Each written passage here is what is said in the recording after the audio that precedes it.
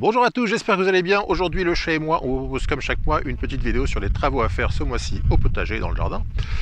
Donc comme d'habitude, on va parler semis, on va parler bouture, on va parler division, plantation, les travaux d'hiver, et puis exceptionnellement ce mois-ci, on parlera aussi de poules et d'œufs, parce que vous êtes nombreux à avoir des poules pas très loin de votre potager, et puis vous constatez sûrement à cette période de l'année une baisse de la ponte, donc on verra comment améliorer la ponte pendant l'hiver. Bref, on voit tout ça tout de suite, c'est parti.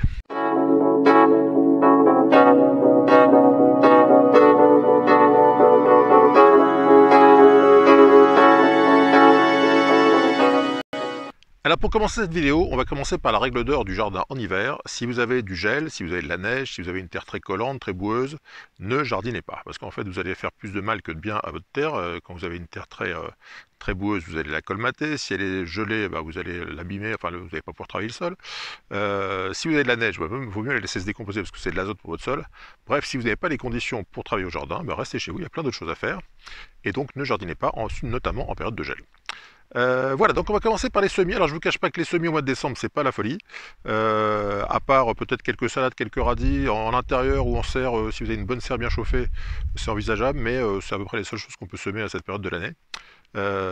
Donc voilà, pour commencer à semer des salades en intérieur ou en serre en fin de mois de décembre, pour pouvoir les repiquer dès le début de saison, parce que c'est vrai qu'il y a des variétés de salades qui se plantent à peu près toute l'année. Mais ce sera à peu près tout pour les semis. On enchaîne donc avec les boutures et les divisions. Alors en décembre, on peut faire différents types de boutures. On peut faire par exemple de la vigne. Alors la vigne, en fait, le bouturage va se faire en deux temps. Au mois de décembre, on va prélever des rameaux qu'on va mettre dans du sable et la bouture va un peu stagner comme ça pendant 2-3 mois. Ça s'appelle la stratification. Donc on va juste enterrer les boutures sous du sable. Et puis on les repiquera au mois de mars. Ça, je vous en reparlerai. Peut-être je vous ferai une vidéo sur le bouturage de la vigne. Et puis il y a un autre mode de bouturage sur des espèces moins rustiques, on va dire, sur le figuier par exemple. Là, on peut faire un bouturage en intérieur en prélevant pareil des rameaux une quinzaine de centimètres qu'on va pour le coup planter en terre et puis bouturer à l'intérieur. Donc en fait différents types de bouturage, mais donc il y a pas mal de plantes qu'on peut finalement bouturer au mois de décembre. Autre chose, les divisions. Alors parmi les plantes intéressantes à diviser au mois de décembre, vous avez la consoude. La consoude, vous savez que c'est ce qu'on appelle une pompe à nutriments. C'est une plante qui fait des racines très profondes dans le sol et qui va récupérer tous les nutriments qui sont lessivés par les pluies. Donc c'est une plante extrêmement intéressante, notamment la Bocking 14, qui est la variété la plus connue. Et donc très facile à diviser, il suffit de trouver, si vous avez quelqu'un qui a de la consoude près de chez vous, vous lui demandez un petit bout de racine. Et moi, vous voyez que j'ai fait ça il y a quelques années maintenant. Et dans ce coin de jardin qui est un peu en friche, vous voyez qu'à partir d'un tout petit bout de racine, je dois avoir une bonne trentaine de mètres carrés de consoude. Donc ça peut être une plante intéressante à planter tout près de votre tas de compost, parce que comme je vous le disais, c'est une pompe à nutriments, ça récupère tous les nutriments qui pourraient être lessivés par les pluies. Donc vous plantez ça autour de votre tas de compost, et puis à chaque fois que vous avez besoin de pailler et d'enrichir votre potager, vous prenez quelques feuilles, vous les mettez à se décomposer en surface, et elles vont relâcher tous les nutriments qu'elles auront puisés sous le tas de compost. Elles vont relâcher ces nutriments pour les plantes que vous aurez choisi de nourrir. Voilà donc pour les divisions. Parmi les plantes qu'on peut diviser en décembre, vous avez la consoude que je vous recommande tout particulièrement. Alors au niveau des plantations, décembre c'est un excellent mois pour tout ce qui est plantation. Je vous ai fait une vidéo sur la plantation des arbres fruitiers, je vous mets le lien juste en haut. Mais décembre, janvier, février, mars c'est donc la bonne période. Mais vous pouvez aussi planter des arbres tout court, pas seulement des fruitiers, des arbustes, des haies. Alors comme je vous le disais, évitez les jours de gel, les jours de neige, les jours trop boueux. Mais enfin dès que vous avez l'occasion, oui aujourd'hui par exemple c'est une journée assez fraîche mais correcte, ça serait une bonne journée pour planter des arbres. Voilà, donc on va tout de suite pouvoir enchaîner avec les travaux du mois de décembre. Alors au niveau des ruches, si vous avez des ruches, il n'y a pas grand chose à faire à part surveiller que tout va bien, que les réserves sont bonnes. Et puis on va enchaîner donc sur les travaux du mois de décembre. Alors je sais que beaucoup ont une phobie des feuilles au mois de décembre, et puis dès qu'ils voient des feuilles tomber, puisque c'est la période où les feuilles sont au sol, ils ont envie de les récolter. Moi je vous déconseille de le faire. En fait, je préfère, il faudrait mieux laisser les feuilles se décomposer tranquillement pendant toute la saison de décembre, janvier, février, mars, et puis les récolter, enfin les ramasser éventuellement si vous êtes dans une zone où vous marchez, où vous risquez de glisser. Mais sinon, la meilleure chose à faire avec les feuilles, c'est de les laisser en place, et de les laisser se décomposer, et de les ramasser uniquement en début de saison, vers le mois d'avril, si vous voulez faire propre. Mais le but d'une feuille, c'est d'aller enrichir le sol, et donc c'est pas la peine d'aller les ramasser. D'abord, ça vous fait beaucoup de boulot, et puis en les laissant, vous allez nourrir votre sol. Alors à propos de nourrir votre sol, décembre, si vous ne l'avez pas fait au mois de novembre, il est encore temps de donner du compost, du fumier à vos arbres fruitiers, parce qu'il va protéger, d'une part il va nourrir votre arbre, et puis il va donc finir de se décomposer doucement pendant l'hiver, et donc au printemps, quand la plante va redémarrer, il y aura plein de nutriments, et vous aurez de beaux fruits. Autre chose au niveau des travaux, si vous avez des arbres, bon celui-ci va bien, c'est un mirabellier, Il va bien, mais si vous aviez des bestioles, si vous avez du lichen, si vous avez des mousses, enfin si vous avez des réserves à bestioles dans votre arbre, vous pouvez brosser votre arbre pour le dégager, et voire même mettre un lecho, la chaux arboricole, comme on appelle ça, pour aller badigeonner tout le bas du tronc de votre arbre. Et donc ça le protégerait pas mal de toutes les bestioles pour l'année suivante. Au niveau du potager au mois de décembre, pas grand chose à faire à part de la protection contre le froid. Donc la protection, ça se fait par deux moyens, soit un paillage très épais, un 20 à 30 cm de paille pour bien protéger le sol, soit un voile d'hivernage, notamment si vous avez des salades, vous pouvez faire un petit tunnel avec un voilage, ça les protège bien.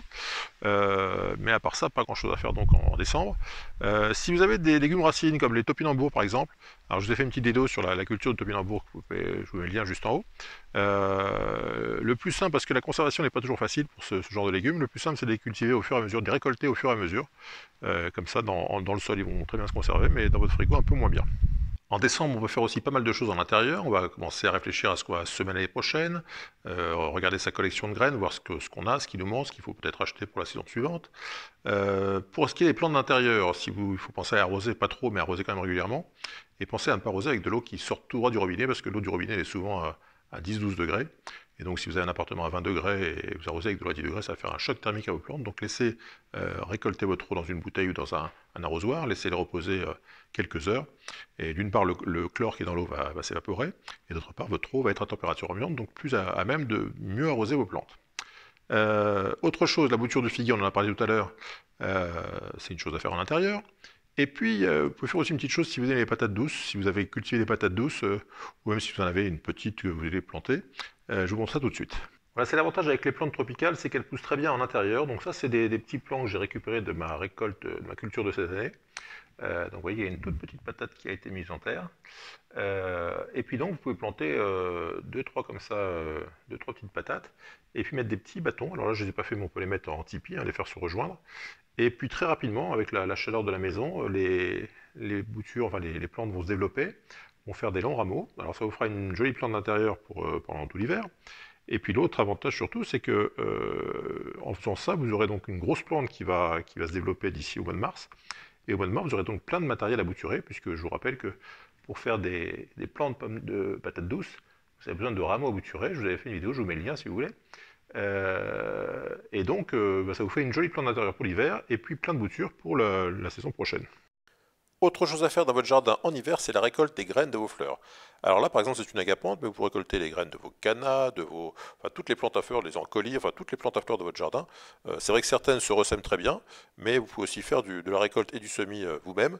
Là, par exemple, pour l'agapante, il suffit de secouer ce petit pompon. Toutes les petites graines noires qu'on voit là vont tomber dans le sac que vous aurez mis juste en dessous, et vous pourrez semer immédiatement. L'agapante pousse très très bien, et vous verrez ces semis pousser tout l'hiver, et puis vous les sortirez à la belle saison dans votre jardin. Alors pour terminer, comme premier, on va parler de volailles et d'œufs. Les deux, je sais plus. Donc si vous avez des poules, vous avez sûrement constaté que depuis novembre, décembre, dès que le temps commence à se rafraîchir, vous avez de moins en moins d'œufs. Alors pour la baisse d'intensité de ponte, ça s'appelle comme ça, il y a plusieurs explications. Alors déjà, il faut savoir qu'une poule pond son maximum d'œufs la première année, donc entre 6 et 18 mois, c'est son maximum d'intensité de ponte. Et chaque année, elle va perdre entre 10 et 20% d'intensité de ponte. Donc si vous avez une poule d'élevage qui fait, les meilleures poules font environ 300 œufs par an. Donc si vous avez quelqu'un qui vous dit, moi ma poule elle pond tous les jours, toute l'année, pendant des années, c'est impossible, ça n'existe pas. Donc les meilleures poules d'élevage font 300-320 œufs par an la première année, et ensuite elles perdent 10 à 20%, donc ça veut dire que si vous êtes à 300 la première année, vous êtes à 270 si vous perdez 10% la deuxième année, et chaque année comme ça descend de plus en plus. Donc si vous avez des vieilles poules, c'est normal que vous ayez assez peu d'œufs, puisque une vieille poule pond beaucoup moins, à partir de 3-4 ans vous avez plus beaucoup d'œufs. Donc ça peut être la première raison de la baisse de la ponte de vos poules. La deuxième raison, c'est l'humidité. Si vous avez un climat très, très humide, c'est vrai que les poules n'aiment pas beaucoup ça. La troisième raison de la baisse d'intensité de ponte, c'est la mue. Une poule, chaque année, elle renouvelle ses plumes. Donc pendant 1 à 2 mois, elle va se concentrer sur la fabrication de ses nouvelles plumes. Et donc, elle va beaucoup moins pondre, elle va même s'arrêter de pondre complètement. Donc une des solutions pour aider la poule pendant la mue, c'est de bien la nourrir, de lui donner beaucoup de protéines, parce que pour faire ses nouvelles plumes, elle a besoin de beaucoup de protéines. Donc n'hésitez pas à lui donner de la viande, du jambon, du poisson, enfin tout vos restes de table, même de la viande, parce que souvent les gens ont peur de donner de la viande à une poule, mais une poule c'est omnivore, donc ça mange de la viande. Et puis ça l'aidera à faire des nouvelles plumes. Donc ça peut être aussi une des raisons, c'est cette période de mue annuelle qui va bloquer votre poule pendant 1 mois ou 2. Et puis la raison principale de la baisse de ponte en hiver, en fait, c'est l'intensité lumineuse. En fait, la poule, ça vient de... La poule, au départ, l'animal vient de Malaisie, donc une région tropicale où il y a des grandes journées très lumineuses. Et donc une poule, pour qu'elle puisse pondre un œuf, il lui faut 16 heures de lumière. Donc nous, en hiver, en France, on a la lumière qui arrive vers 8h, 8h30 le matin, qui va se coucher vers 18h, donc ça fait 10 heures par jour. Donc on est loin des 16 heures nécessaires. Donc la seule solution, si vous voulez avoir plus de poules, plus d'œufs en hiver, alors je vous dis pas de le faire, hein, parce que je sais qu'il y a plein qui vont dire oui, c'est pas naturel, etc. Mais enfin, si vous voulez avoir plus en hiver, la seule solution, c'est l'éclairage. Donc dans les élevages, ils éclairent à partir de 5 heures du matin, donc jusqu'à 8-9 heures où les poules sortent en général, dans les élevages bio évidemment. Et puis à partir de 18 heures, ils rallument jusqu'à 21 heures. Donc avec ce système, ils ont 16 heures de lumière par jour, et donc leurs poules pondent correctement en hiver. Alors ne me mettez pas des messages pour dire oui, c'est pas naturel, c'est pas normal. Bon, déjà on peut se poser la question de savoir si élever une poule d'origine tropicale dans une région non tropicale c'est naturel, mais enfin, c'est un autre débat. Mais si vous voulez avoir des œufs, plus d'œufs en hiver, la seule solution c'est l'éclairage. Donc vous avez le système d'allumage automatique, hein, vous prenez une petite LED de 5 watts, ça suffit. Donc vous allez faire 6 heures d'éclairage par jour. Bon, c'est à vous de voir si le jour veut la chandelle. Moi personnellement je ne le fais pas, hein. J'ai des poules, mais elles pondent moins en hiver et puis ça me va très bien. Mais disons que pour ceux je sais que certains font du business avec de la vente d'œufs, des choses comme ça. Donc pour cela, s'ils veulent absolument avoir plus d'œufs en hiver, la seule solution c'est l'éclairage. Voilà, c'était donc le petit truc du jour. Dernière chose à faire en mois de décembre, si vous avez du temps, c'est regarder le petit best-of. Je vous ai fait un petit best-of, hein, qui doit être là, je sais pas, des meilleures vidéos que j'ai pu faire en 2019. Donc ce sont les vidéos qui ont fait plusieurs dizaines de milliers de vues, donc elles doivent être un petit peu intéressantes. Donc si vous avez un peu de temps, je vous invite à regarder ce best-of de l'année.